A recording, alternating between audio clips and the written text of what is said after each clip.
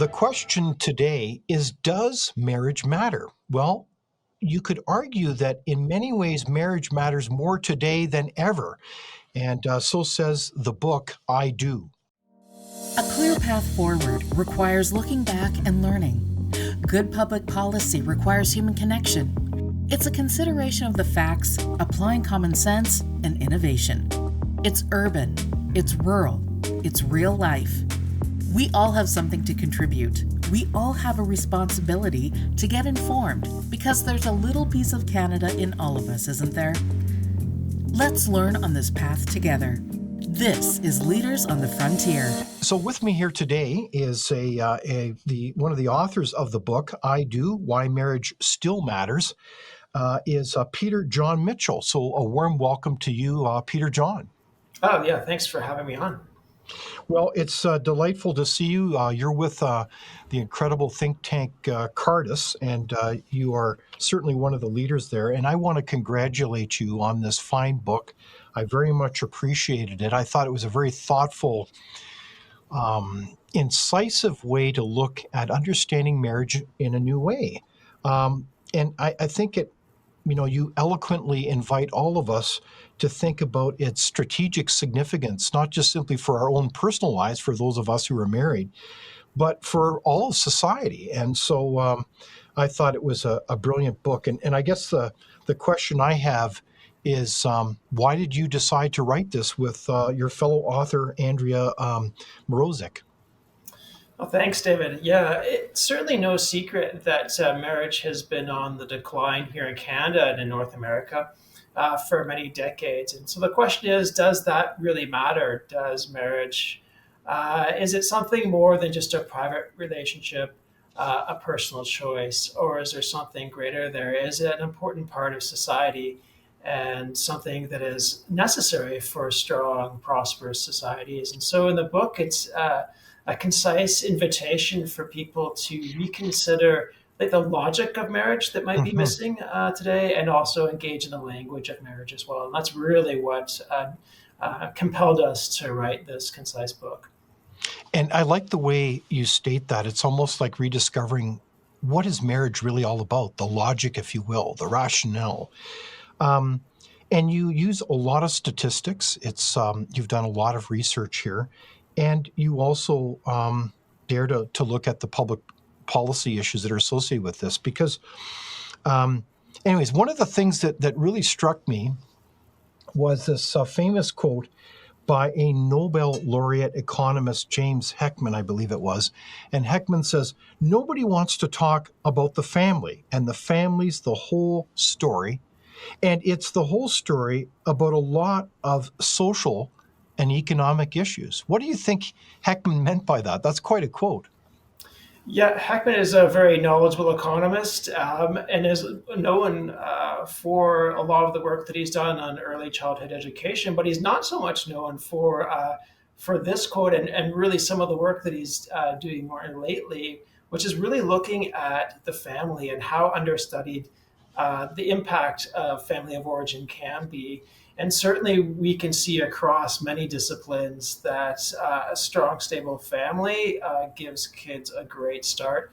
And marriage is part of that, in part because marriage remains the most stable family form that we have. And so that advantage we've seen in the social sciences, we've seen in economics as well. The kids that have that two-parent advantage, as some have said, tend to have higher attainment and education, tend to be less prone to certain risk behaviors. And of course, we're talking in the aggregate, we're talking in the large statistical sense, but we certainly do see in the data that there is some advantages to growing up in a married parent family. Indeed.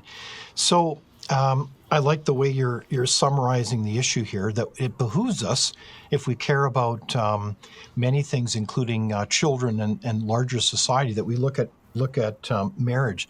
So help us understand, Peter Jon, the state of marriage in Canada today. What would be the high-level stats that you put in the book regarding, how is marriage doing in Canada today?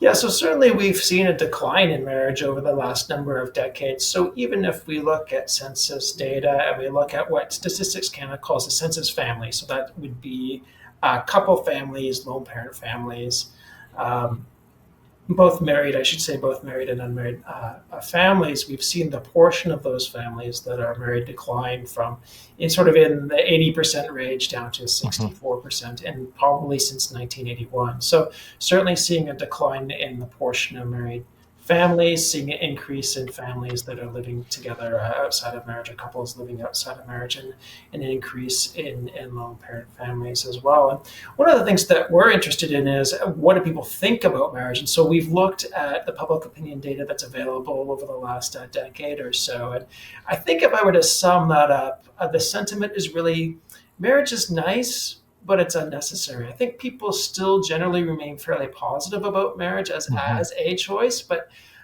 really just see it as one of many options. And part of that, I think, David, is because we see it as such a privatized relationship and Mm. really think about what are the personal benefits that I want to derive out of this relationship, and is marriage going to give me those benefits, and which is certainly important, but marriage is a bit more than that as well. Hmm.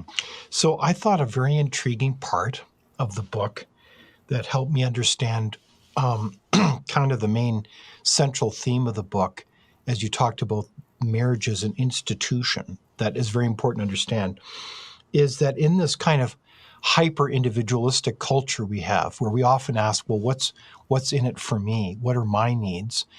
You kind of gave the almost humorous stereotype of how we see often marriage in romantic, simplistic lenses, like almost like a Walt Disney movie, where it's kind of like some think that marriage is all about, well, you complete me, you're like my soulmate, and it's all about kind of romance and rainbows versus the institution. Can you help us explain the difference between these two almost insights around marriage? Yeah, so that you complete me sense of marriage that I think was highlighted in Jerry Maguire. At least that's the movie that I think about when I That's think right. of that. In Jerry Maguire's movie. Yeah, that's right. Uh, uh, we borrow the term from sociologists, soulmate marriage. So this is the kind of relationship that's framed around sort of the privatized relationship around what does this do for me in terms of self actualization, in terms Hmm. of developing myself, puts quite a bit of emphasis on what the partner can do for me. Hmm. And as a result, I think we see this as a less stable view of marriage because if it's Hmm. not working for me, then I can jet out of this and find something that makes me happier or more fulfilled. And we compare that with the institutional model, which I guess in movie terms would be more like a Lord of the Rings type of venture with ups and downs of the long game. I think that's the way we would picture it.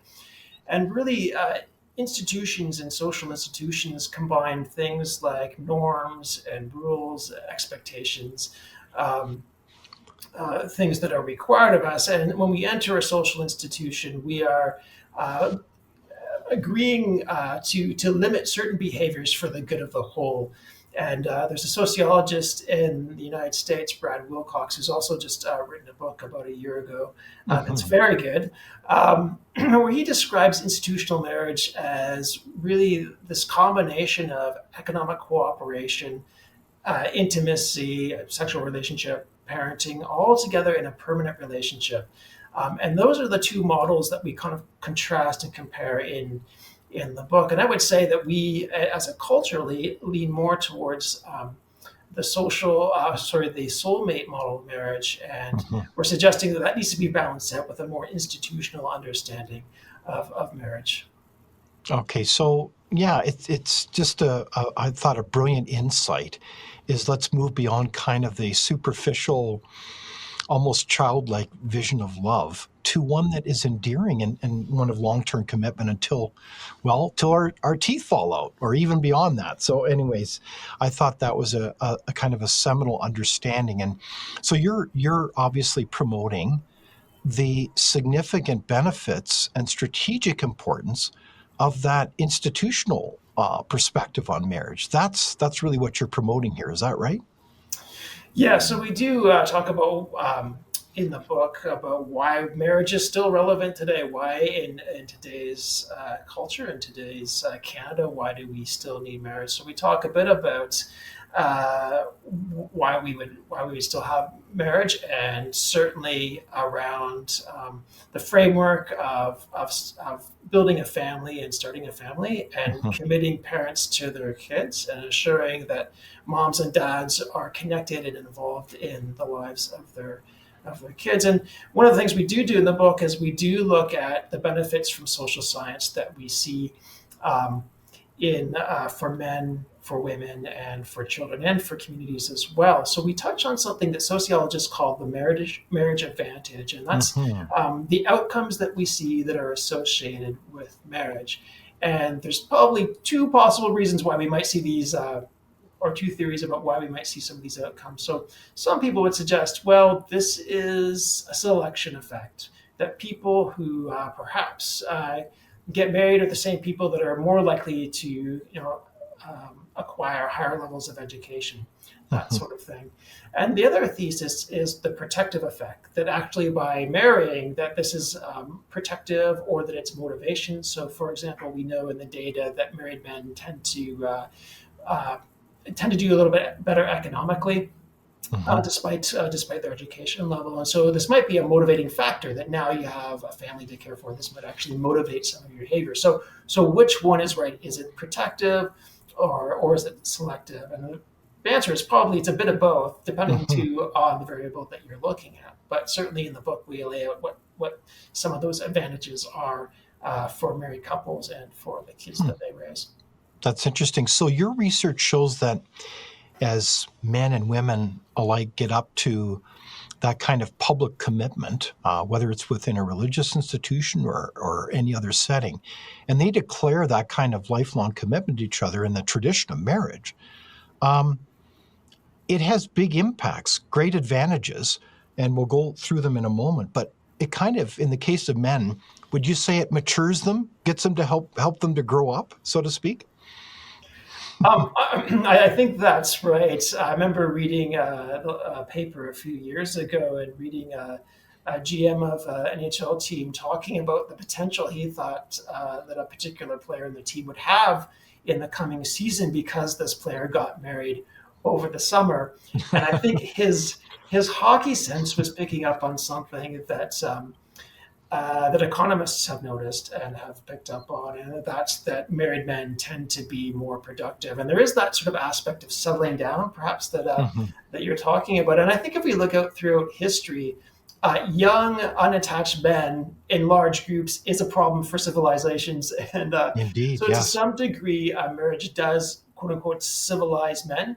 Now, that doesn't mean that that's the role of women, that they're supposed to civilize men or anything like that, but there is Mhm. something about um, engaging in that relationship and then it sort of shaping behavior. And it was a now retired sociologist in the U.S., David Popenow, that said there's very few institutions that actually shape men towards productivity outside of perhaps organized religion in the military. It's Mhm. marriage, and it does, and we've seen that. And it's interesting that we have seen decline, or perhaps I can put it this way, we've seen an increase of able bodied young men who are not attached to the workforce over the last number of decades. And that has coincided with this decline in marriage. And some work in the Mhm. US by economist Nicholas Eberstadt has shown that men, even with lower levels of education but are married, tend to be attached to the workforce more consistently than men of the same skill level that are unmarried.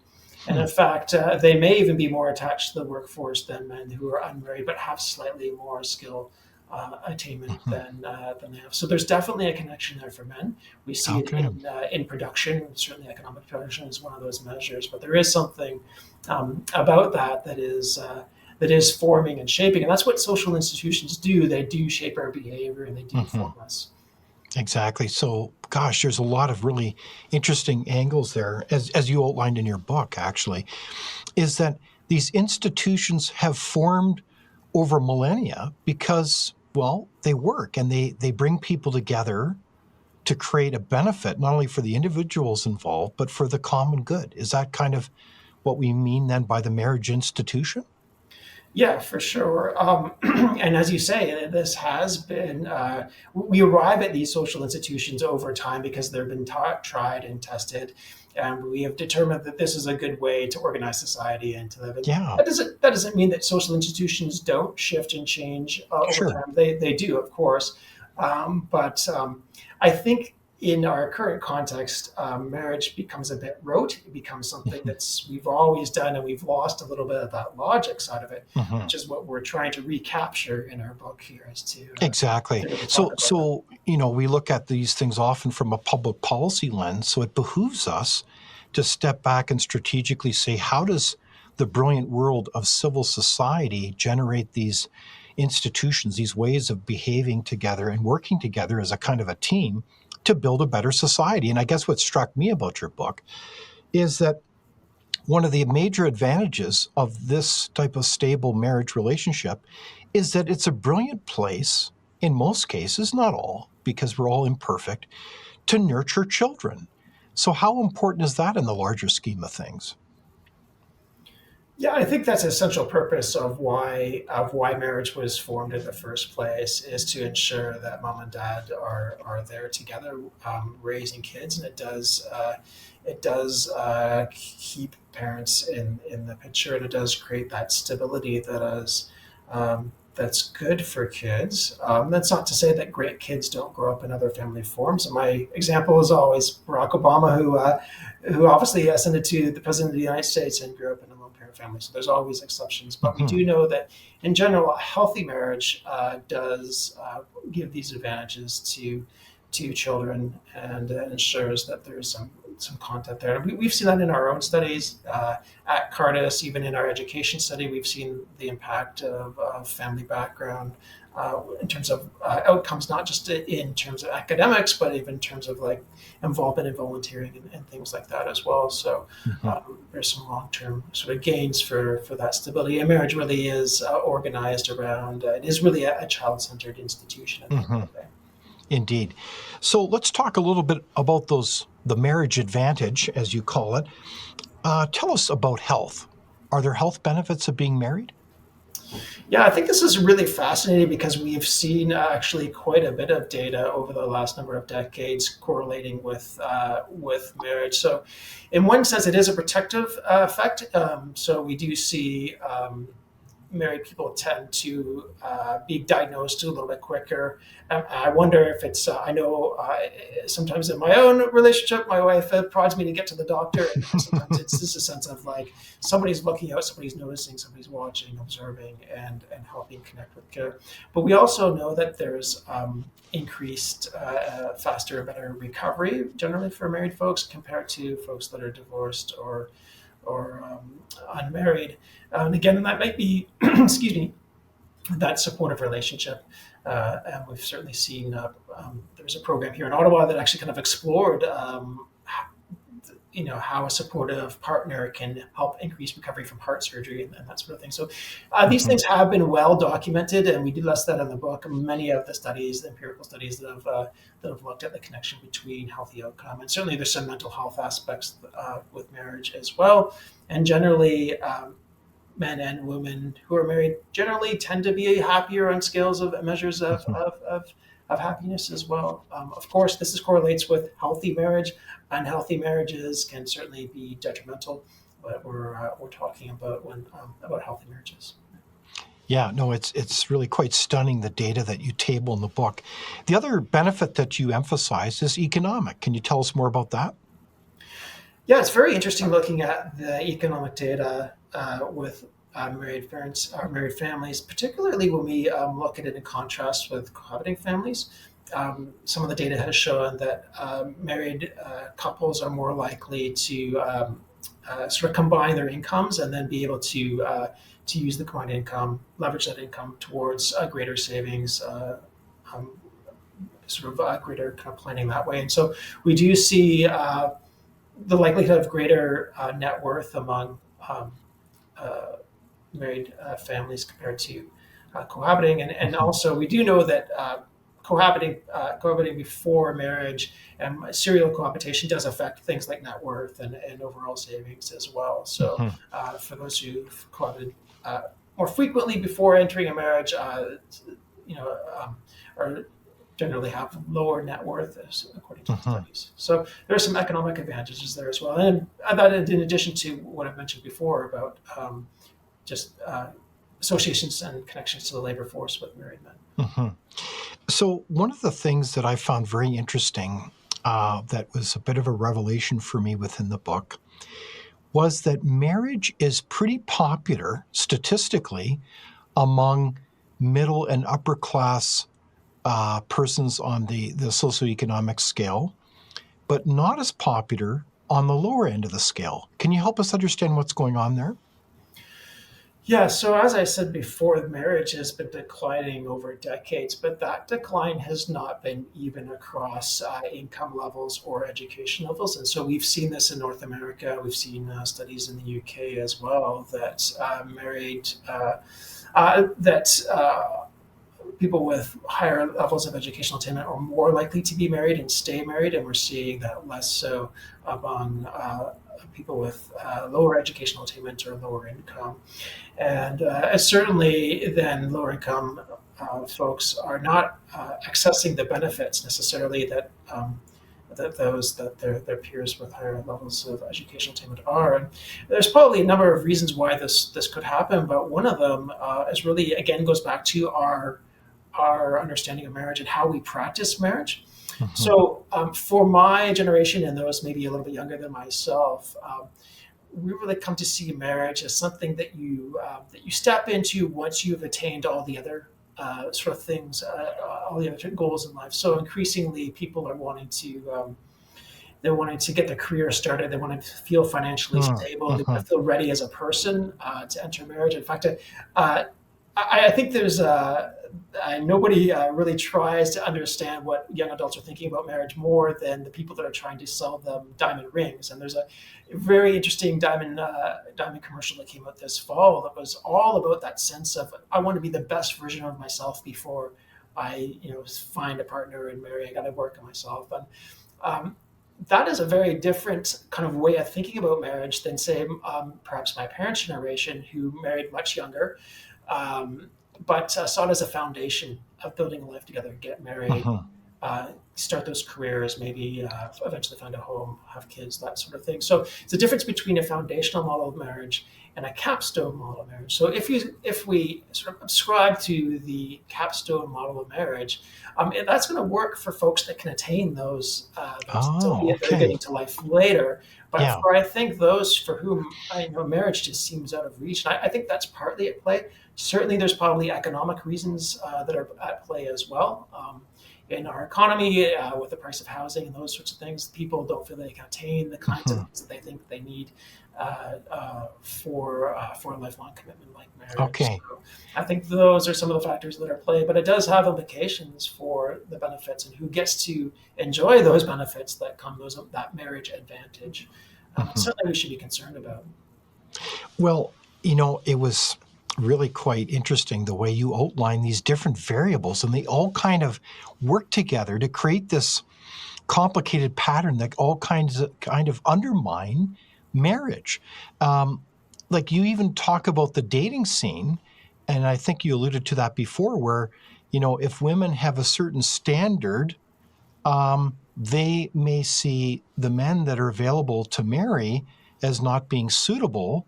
And then if you have an economy that's struggling, where people find it hard to get a job and to advance and go forward, let alone buying a home because of affordability issues, because of bad economic policies, then you can see it becomes kind of a train wreck. No wonder people are not getting married as often. Is that kind of the point that you're making? I certainly think that's part of it for sure. And obviously, society has changed, and particularly as we've seen over the decades, women are able to access post-secondary education and enter the workforce increasingly. Perhaps the need for being supported by men is no longer the case. That said, when we look at survey data women still generally want something Hmm. that's productive, right? They find the survey data would tell us that that's an attractive quality in a mate. So I think this does still very much matter. The ability to be economically productive. It's not, certainly not the only thing, but it does definitely play Hmm. into our understanding of what's happening in the dating culture. And of course, we're getting to marriage later. The average age of first marriage is somewhere around 30 or somewhere about in there. And, probably in the 70s it was around 23, 24. So Wow, what a there's been a difference. steep increase. And it's been climbing pretty steadily year after year. So, Yeah. and that's again just again, part of that's economic. Part of it is that the markers for adulthood that we traditionally think about, young adults are arriving to at later Mhm. ages, and not necessarily in the order that previous generations did. And as we spend longer in school, rack up debt, again, cost of housing, Mhm. things like that. These all are all kind of factors that are in part play into delayed marriage, and Mhm. maybe some of the challenges we're seeing, perhaps in the dating scene as well. No, I think those are really good points. So let's talk about women as an example. I recall talking with friends who were feminists that were adamant that, well, marriage is kind of, it's slavery for women. And I think you respond to that in the book. Can you share us the insight on that? Because that was kind of from another era, wasn't it? Where marriage wasn't necessarily always that great for women. Yeah, so I think when we reflect in the book on the role of maybe feminism and its sort of thinking on marriage, definitely there are feminisms. There are different feminisms, and but I think the ascendant feminism of perhaps the sexual revolution in the '60s, and Hmm. so maybe before then, I think we could even go back to some of the in the '40s. There's this idea that marriage was a trap for women, if not just very destructive, and that's not I mean, it was based on some real concerns about how marriage functions and bad marriages had functioned. But I think what we're seeing among, uh, I think we're seeing like a renewed interest in marriage. I think of feminists like Louise Perry or Mary Harrington, um, Christine Emba in the U.S. as well has written on this. So I'm taking a second look at marriage and saying, actually, we think that marriage could be very good for women, and in part because I think in this the fruit of the sexual revolution has been um, somewhat poor for kids and for adults as well. And I think, as Louise Perry says, I think in sexual relationships, women take a greater portion of the risk than men. And I think Mm-hmm. marriage and that connection of sex to marriage, which seems perhaps like outdated, I think Hmm. we've seen in the sexual revolution that maybe that requires some rethinking. That maybe Hmm. there's some protective effect there for marriage. So well, I'm certainly there are some pretty significant statements made by feminists in the past, based on things that maybe they observed.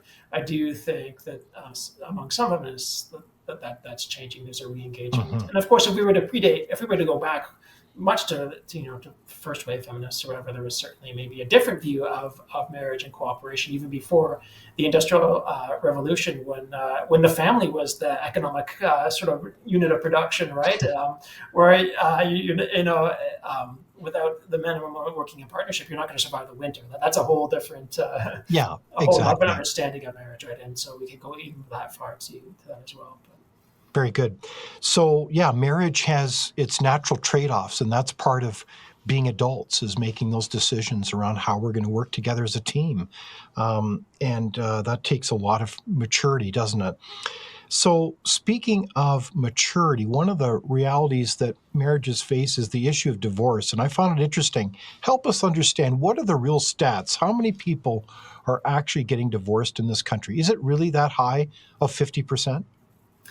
yeah, so we hear the 50% divorce rate all the time, and I think there was a time in the U.S. when that was more likely to be the case. And in our book, we try to present both U.S. and Canadian data.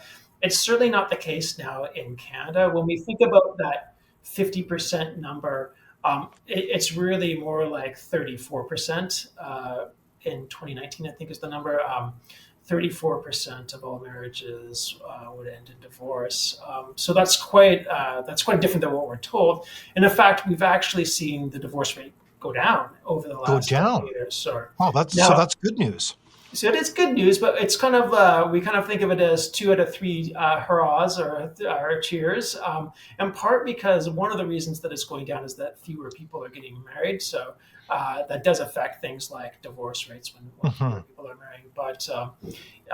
But in general, I think that's a good thing, that our marriages are more durable. And partly that's because we're marrying at later ages, and so that cohort of married folks are a little bit older, which may contribute to less divorce. Um, so there's a number of factors at play, but yes, that 50% number is a myth for Canada, and I'm happy to kill that myth because I Hmm. think it's important people understand the stability of marriage. Okay, well, that's good news. So, speaking of divorce, I certainly read a lot of research regarding the implementation so many years ago, is almost like a trend over decades, of so called no fault divorce systems. And it's fascinating that you talk about that in the book and how it sounds like we made a kind of a strategic error by adopting that system because now it's so easy to divorce. I mean, you could wake up tomorrow and it's nobody's fault. You just say and declare, well, my marriage is over, and then it's done. So, did we goof on that one? Yeah, that's an interesting question. So I would just preface by saying that divorce is a reality, and certain marriages, some marriages can do nothing but end a divorce. Hmm. Sometimes it is the safest option for people involved. I just want to clarify and kind of set I guess the table by saying that. But it is interesting. The move towards unilateral divorce or no fault divorce was partly motivated by the fact that divorce is so acrimonious, and particularly in the fault system. So it was thought that Hmm. this would reduce kind of conflict and would make divorce less damaging. I Hmm. think what we found though is this was part of the divorce revolution that really happened in the 70s and 80s as these policies came in. In Canada, it was in 1968, and then we had another change of the Divorce Act in 1985. And we do see spikes in divorce around those legislative changes. But yes, and certainly with removing fault from divorce, what it didn't prevent is people leaving marriages more easily, and perhaps leaving marriages that Hmm. might be salvageable. And so certainly there are lots of examples of divorces happening where one partner would have actually contested divorce. They would not want to get divorced, but under the law can do little to prevent it. And I think too, nobody gets married thinking they're going to get divorced or hoping they get divorced. Right? It does represent a breakdown in a relationship, and so um, I think there's always going to be sort of that negative aspect there, and particularly when children are involved, that relationship is never really severed because you have this link with your children, right? And so we certainly do look at the stats. We do definitely see that it made divorce much easier to get, and certainly that was part of the divorce revolution and the increase in divorce rates. And one of the things that we've seen a little bit of data on, interestingly, is that if you experience divorce within your social circle, it does kind of increase the possibility or probability that you yourself will get divorced. And it's sort of this idea that a possibility of like a divorce contagion. Oh my. I think that data is interesting to think about and look at, Hmm. but certainly I think from a culture perspective, making divorce easier does sort of make Hmm. marriage less permanent for everyone. It's always that Yeah. possibility. But Well, divorce certainly has a huge impact on everybody, particularly children. But what I find also interesting is in the area of family law. I mean, obviously, there's a lot of controversy, but I hear this so often, anecdotally from men in particular, that there's no point, there's no rational reason to get married under current marriage law because in a divorce situation, you potentially lose everything, including your children. Does that come up in the research? Because I think rationally, there's really no reason why a male would get married. I mean, it's a sad kind of reality. Is that a fair comment? I think, yeah, family law is very complicated and full of very sad stories for sure. And um, I do think that with making divorce easier, obviously we see increasing divorce, and um, we do experience these kind of stories. The one thing that we do kind of caution about in the book, and I think this is in doing family policy for nearly 2 decades, this is something that I try to keep first and foremost when I'm thinking about this, is that it's really difficult to talk about something like marriage or family policy without looking through the lens of our own experience. And there Hmm. is value in our own experience, but it's not the whole story. And I think that's why it's helpful to look at some of the data as well.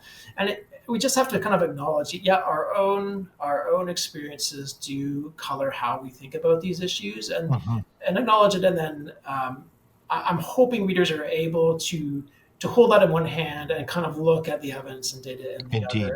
It is unfortunate that I think there's a lot of challenges within the family law systems, right? And they're very complicated and often can Hmm. be kind of destructive. And yes, that's obviously going to affect how people think about marriage and their willingness to enter a marriage, right? But is there research that would suggest that family law tends to be biased in favor of the female parent versus the male parent?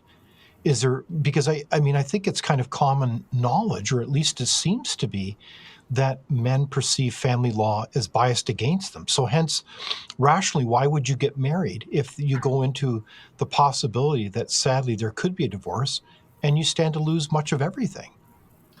So I am familiar that there are some Canadian scholars that have looked into that. I'm not as familiar with that research of that system. Certainly, we read the stories. I'm probably not an expert on how family law is being adjudicated. Um, there was, there certainly was move towards like 50-50 split, and that's been with children, that kind of thing, and that's been a matter of debate as well. But I'm just not as familiar with Okay, research on all that. right. Yeah. Yeah, because I was just thinking about, I believe a couple years ago there was an effort by actually MPs, I think it was within the Harper government, to introduce a private members bill that the default was co parenting, which seemed to make a lot of sense on the assumption that only if the children would be in a tenuous or difficult situation that it would be otherwise. But that was not successfully passed. So it almost seems like the default is towards the female parent, which seems like a shame. Um, Regardless, the point that you have made brilliantly in the book is that we seem to fundamentally misunderstand and really undervalue the strategic benefits of marriage. And so, one of the points I thought you made incisively is it's not just about setting the stage for dealing with improving economic opportunities for everybody involved in marriage, including society, but dealing with social poverty. What did you mean by that? Yeah, I think sometimes we see the decline in marriage um, most painfully in some of the difficult social issues that we see. A few weeks ago, I was talking with someone who is involved in working with the underhoused and the homeless, and really, I think a large portion of that population would have, to their estimate, not grown up in a stable family, and where family of origin would have been quite chaotic, and certainly that's not the only contributing factor, but it is a factor. And I feel in Canada, my experience has been in doing family policy over the last nearly 2 decades, that this is something that we're quite reluctant to talk about, the relationship between family structure and some of the risks and challenges that we're facing. I think we see this more in the U.S. There seems to be more debate, more discussion, even across the aisle, about the role of family structure, and what to do about it is I think, the big debate. But at least it's acknowledged. But in the book, we do kind of touch on the absence of stable families and its role in some of these difficult challenges that we're seeing on our streets. My co-author Andrea talks about our own experience working with families Hmm. in need, and seeing that story play out again and again. Hmm. Well, I thought it was a very powerful point, is that the health of marriage has a huge impact as it relates to children and their ability to be happy, healthy, well-adjusted adults. So we've got to connect these dots. And it seems to me that it begs the question then, what is the role of the state here in terms of public policy, keeping in mind that part of the genius of marriage is that it's a civil institution. It's part of the wonderful tradition and values of society over a long, long time. So you don't want the state so-called meddling, but maybe it's one of, how do you say, one of empowerment, one of encouragement to say, how do we put in place good decisions and policy that encourage marriage to thrive? So I guess my question is, what is the role of the state, and what are the examples, Peter, John, of what we should be doing in this country? Yeah, I would certainly approach the question much as you've stated it, and that as a social institution, I think much of the recovery of a healthy marriage culture is cultural work, not the work of the state. But the state has an interest in healthy, functioning families, and so there is a role that it plays. So my first rule would be do no harm, and really we can see that I think some of the unintended ways that marriage is discouraged, particularly through distribution of benefits. So for folks that are receiving some sort of benefit, let's say disability benefit in particular, getting married might mean a clawback of that benefit that's significant. So I actually know a couple who delayed getting married for almost a decade because the clawback on a benefit was going to be so severe. And so we need to be really looking for these marriage policies or penalties in when we're legislating, and really thinking about policies that don't unintentionally disadvantage people that would want to move into marriage. That's certainly a lot of debate. I think too we need to both culturally and perhaps I think there's room for the state to talk about marriage as a positive social institution. Really, I really I scratch my head to think of a sexual health education program, across the country that it deals with marriage. We certainly made an appeal in Ontario a few years ago to include marriage in the sexual health curriculum when it was being reviewed. Young adults want a partner, and most of them want to have a lifelong relationship like marriage, but there's really no instruction about how to get there from here. And I think in sort of that kind of educational model, there might be room to talk about the benefits of marriage. I think that's a great example. I have a confession to make, Peter, John. I have said this for years. When I was growing up, I sound like an elder here, but when I was growing up, I took these courses in gym, of course, about human sexuality, and it was like an engineering course. And I know the teachers meant well; they were really nice people, but we never talked about the concept of relationship, let alone marriage. And it seemed like a missed opportunity to talk about the context of human sexuality. It's almost like we totally missed the plot. And so is that what you're getting at, is that we need to kind of have a holistic take on sexuality within marriage as well? Yeah, I think so. And again, from the survey data that we've seen, young adults and young people are looking towards future relationships, and certainly I think this is something that we can be talking about in that kind of curriculum. And ultimately, the state does have some interest in things like fertility rates, which in Canada is quite low. I think we're now at 2.1 births per woman, which is the total fertility rate, which is the measure. And for context, for a population to basically self-reproduce would be 2.1, and we're at 1.2. So that's quite okay. So let's be clear here. So when we talk about fertility rates, this is of vital interest to all of us if we think of a healthy society. Now, I do have a caveat later. I'll get to that in a moment. But the fertility rate for a healthy society, if we want to replace each other, is 2.1 for births. And the fertility rate now in Canada is 1.22. Is that correct? Yeah. So we're way below the replacement rate. Now, my caveat is that some people, and this gets into the ideological divide, say, well, that's great. The problem is, and they're so-called Malthusians, people who think the problem of the world is we've got too many people. Maybe we should just manage a population decline. Is that a reasonable option in your perspective, Peter John? I think it's unreasonable for a couple of reasons. One, I think for productivity of the country, we do need people for that. I think for innovation, we do Hmm. need people, and I think babies are great. That's another reason why I think we should be having babies. But we also know from our own work here and surveying data here at Cardis that about half of Canadian women are having fewer children than they say they want to have, and so Hmm. there is something about personal happiness to this question as well, and Hmm. for people to achieve the number of children that they say that they want. And I think that's reason enough probably to be concerned about this. Hmm.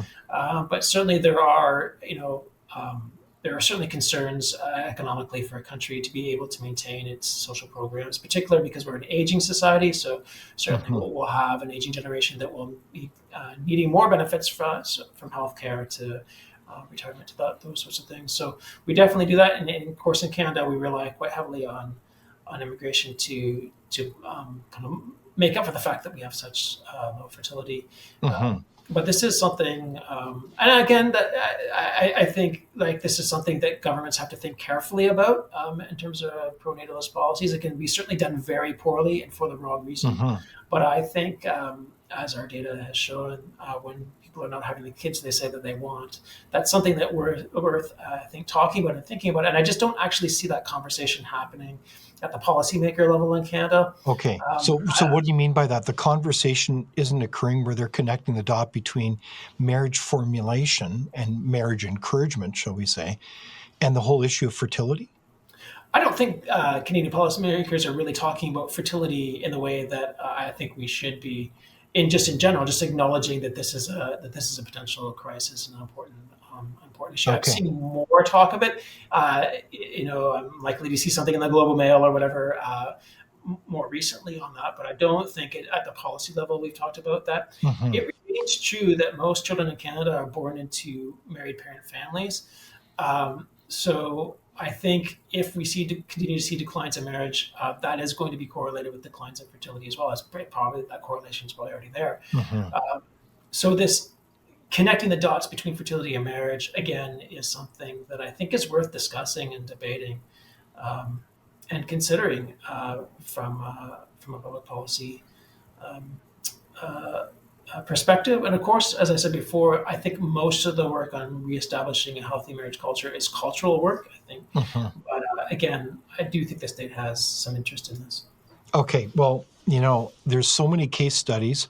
I had the privilege of being able to go to Italy last year with a family excursion. It was fascinating because in talking with a variety of people there, it's clear that it is existential time for Italy, among other countries. I think of Korea at a birth rate of 0.88, as I recall. And these nations are on a downward spiral. I mean, there's even hundreds of thousands of homes now that are being abandoned because it's a time of depopulation. And no amount of immigration is well, theoretically, no practical amount of immigration is going to solve that issue. So Canada is not that far behind. So this sounds like an urgent matter. Are there solutions that you recommend to this fertility issue that you would highlight then, Peter John? Yeah, so I think I certainly think that we could be having a greater public conversation about how we support families and what families need. Um, and whether that's financial supports or whether that's addressing our housing issue. I think housing would be a big anything that we could do to help with affordability would probably contribute in some way. We need to be honest, though, that it is possible to tease up fertility rates, but it requires a lot of money and it's hard to sustain. So you kind of get a little bit of bump Hmm. in return for spending a lot of cash, right? And so you kind of have to think through some of those issues. And that, again, that's where I think like there's some cultural work to be done on the fertility issue as well. Okay. And it's not just affordability. When we look at our survey data, again, some of the things that affect marriage, like wanting to establish oneself, wanting to have opportunities to travel or to self-actualization, self-betterment, often comes into conflict with the thought of starting a family. And it's not, it's kind of funny because these things are not necessarily um, in competition with one another. You can travel with kids; it's a little harder, a little more expensive. That can be done, but there is sort of this sense that things need to be kind of squared away and perfected in my own life first, and then I can look at family formation and that kind of thing. Again, I think it's Hmm. very much the capstone view of family life, and again, there are. It leaves those who don't feel that they can attain that sort of on the outside. Okay. So you've mentioned earlier, and you allude to this in the book many, many times, is that it's difficult to talk about the issue of marriage and associated policy issues in Canada in particular. And I'm wondering, why is that? It's a good question and one that I've wondered about many times, particularly in comparison to the U.S., where we'll see Hmm. talk about marriage and social policy implications from American Enterprise Institute, which tends to be center right, and we'll see the same conversation, actually cross conversations at Brookings Institution, which may be more center left, we'll say, or certainly scholars that might be more center left there. So it's very interesting that this conversation happens in the U.S., but it doesn't happen in Canada. Hmm. And part of it, I wonder if it comes down to we're so polite that we don't want to offend. We don't want to talk about family structure because we don't want to be judgmental. And I certainly understand that. I don't want to be Hmm. judging Yeah. people either. But I think we're doing a disservice if we don't acknowledge the clear um, data on what happens when family structure is unstable and its contribution to some of the challenges. I don't think that's fair to people if we're Hmm. not giving them the goods. And I mean, our book at the end there, we do talk about we got to give the goods to particularly to young adults. I think they can handle it. So I think there's ways to do that that is respectful and acknowledges that again we're talking about real people and their lives, their situations. But I think we do a disservice by not talking about it in Canada. I agree with you that we do a disservice not only by not talking about it, but clearly stating the benefits of the data that show that marriage has got a distinct advantage, not only for the people involved, generally speaking, but also for society. And so that's what your book does. So bravo on you. In the meantime, I just think it's terrific the way you've outlined the case for marriage. And so thank you very much, Peter Jon Mitchell, for joining us today for this far reaching conversation about why marriage matters. Thank you so much for having me.